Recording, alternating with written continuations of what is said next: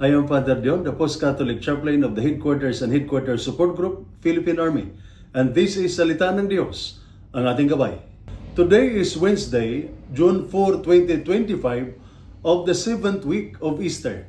Today's Gospel is the continuation of Jesus' prayer for His disciples. In this part of Jesus' prayer, He asked the Father, "Sanctify them in the truth.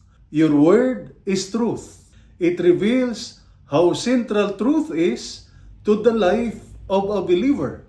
In a world filled with temptations, chaos, and ridicule, truth becomes the anchor of our moral strength. It is not just a principle, it is a spiritual weapon.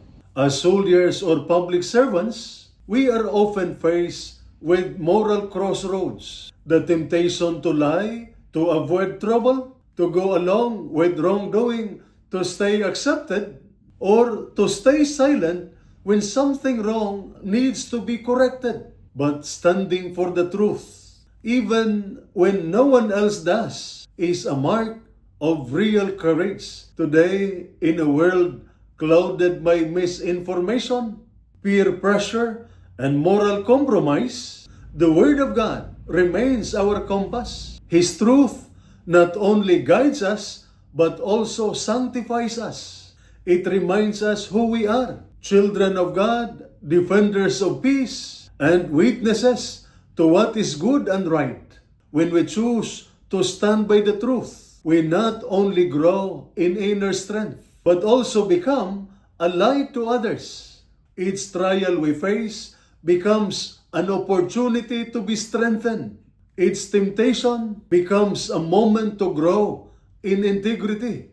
And with every defense of truth, God sets us apart. He sanctifies us. And this is Salita ng Diyos, ang ating gabay. Let us pray. Lord, in a world full of deception and fear, keep me rooted in your truth. Give me the strength to stand for what is right, even when it is difficult. In every decision, in every trial, may your truth be my light and my strength. Amen. And may the Almighty God bless you and your family, the Father, the Son, and the Holy Spirit. Amen.